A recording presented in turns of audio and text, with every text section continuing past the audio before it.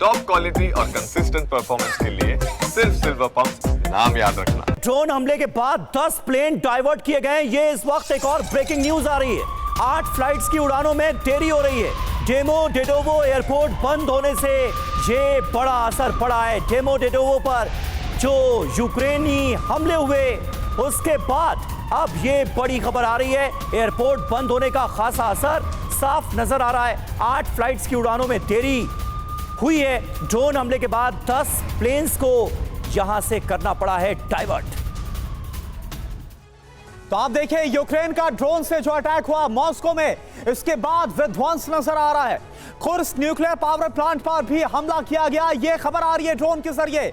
Railway track पर हमला किया गया, एयरपोर्ट पर हमला किया गया, रिहायशी इमारतों को टारगेट पर लिया गया और वहां जो नुकसान हुआ है वो तो हम आपको दिखा ही रहे हैं। इसके अलावा पार्किंग लॉट्स जहां पर हमला किया गया वहां पर कारें जलती हुई नजर आ रही है। ऑयल डिपो पर हमला किया गया। निनाद सेठ सर, सवाल यह उठता है कि जो लगातार अब यह कहा जा रहा है क्योंकि अमेरिका ने तो अपना सपोर्ट विड्रॉ कर लिया है, उसकी तरफ से कोई सपोर्ट नहीं है, तो क्या इस हमले को लेकर यह कहा जाए कि सपोर्ट यूरोपियन कंट्रीज की तरफ से था? और अगर यह बात पुख्ता होती है तो जो हम बोल रहे हैं कि इस साल भीषण प्रचंड युद्ध होगा और युद्ध रूस वर्सेस यूरोप होगा, उसकी स्क्रिप्ट लिख दी गई है क्या इस हमले के जरिए?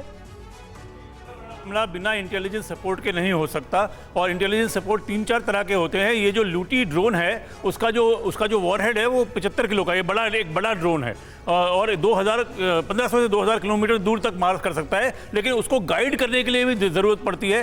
हो सकता है यूरोपियन हेल्प हुई हो, पर मुझको ये नहीं पता कि क्या यूरोप कितना दूर जा सकता है। क्या वो अमेरिका जैसा सपोर्ट दे सकता है यूक्रेन को? उनकी क्षमता नहीं है, उनके पास इतने वेपन्स ही नहीं है, इतनी प्रोडक्शन ही नहीं है। अभी तो उन्होंने खर्चा करना शुरू हुआ है, उनको 1.5 साल लगेगा वो रैंप अप करने में, तो 1.5 साल जो यूक्रेन के पास नहीं है। सबसे बड़ी बात यहाँ ये है कि क्या रूस अगले 15 दिन में निर्णायक चीजें कर सकता है? एक अटैक हियर, एक अटैक उधर से नहीं होगा। क्या एक निर्णायक ब्रेक थ्रू कर सकता है जहां वो चारों जो उसके प्रोविंसेस उसने कैप्चर किए, जो 20-25% टेरिटरी है, उसके ऊपर एक निर्णायक ब्रेक थ्रू करके अपना राजस्व बचा सके?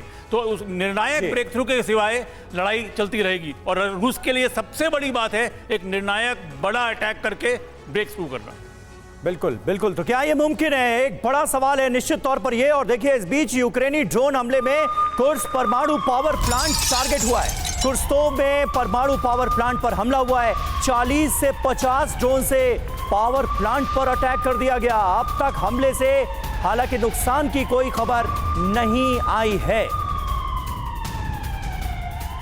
तो आप देखिए ज़ेलेंस्की का टारगेट रूसी न्यूक्लियर पावर प्लांट, और ये बहुत ही खतरनाक साबित होता अगर ये सफल हो जाता। बड़ी तबाही मच सकती थी। कुर्स्क में रूसी न्यूक्लियर पावर प्लांट पर यूक्रेन ने ड्रोन हमला कर दिया। आखिर चाहते क्या है ज़ेलेंस्की? ये अपने आप में बड़ा सवाल है। रूसी न्यूक्लियर पावर प्लांट पर 50 से अधिक ड्रोन अटैक किए गए। न्यूक्लियर पावर प्लांट पर 1 घंटे तक लगातार ये हमले होते रहे। यानी क्या सर्वनाश ठान कर बैठे थे ज़ेलेंस्की?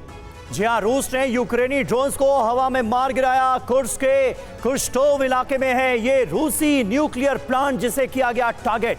कुर्स्क में यूक्रेनी ड्रोन हमले से हालांकि नुकसान की खबर नहीं है। ये तो बहुत खतरनाक मंशा मनीष नजर आ रही है।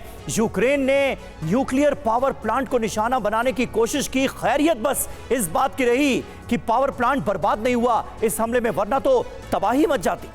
बिल्कुल, देखिए सबसे बड़ी बात है कि कुर्स्क का ये nuclear plant active nuclear plant है और ऐसी स्थिति में जब उस पर लगातार हमले की कोशिश की जाती है और यूक्रेन की तरफ से एक बार फिर कोशिश की गई, पिछले कुछ महीनों में देखें तो दर्जनों बार कुर्स्क के उस न्यूक्लियर पावर प्लांट को निशाना बनाया गया। क्या ज़ेलेंस्की को समझ में नहीं आती है कि अगर उसमें कभी भी वो कामयाब हो गए तो इसका कितना बड़ा परिणाम होगा? क्या उससे केवल कुर्स्क प्रभावित होगा या दुनिया का सबसे बड़ा न्यूक्लियर हादसा हो सकता है अगर वो सक्सेसफुल हुए तो? लेकिन इसके बाद भी अगर आप देखें तो रूस ने या फिर पुतिन ने अब तक धैर्य दिखाया है। लगातार न्यूक्लियर पावर प्लांट पे, चाहे वो ज़ेपोरिजिया का न्यूक्लियर प्लांट हो या फिर कुर्स्क का न्यूक्लियर प्लांट हो, लगातार यूक्रेन की तरफ से हमला होने के बावजूद रूस ने इस तरह का कोई डेस्परेट एक्शन नहीं लिया है। तो ज़ेलेंस्की दरअसल चाहते हैं कि तबाही हो, वर्ल्ड वॉर शुरू हो जाए और सब इस युद्ध में चले जाएं। एक तरफ भले ही वो जेद्दा में गए हैं शांति करने, लेकिन वो कह कर गए हैं कि तब तक ऐसा कुछ तबाही कर दो कि रूस के पास फिर शांति के लिए कोई बहाना ना मिले, शांति के लिए वो साफ मना कर दे। और जेलेंस्की उसी मकसद के लिए लगातार कोशिश कर रहे हैं, लेकिन पुतिन उससे कामयाब होने नहीं दे रहे। यानी कि सिर्फ एक तरह से दिखावा है शांति का, ताकि दुनिया कल्प्रिट ना ठहरा दे जेलेंस्की को कि आपने तो कोई कोशिश की ही नहीं।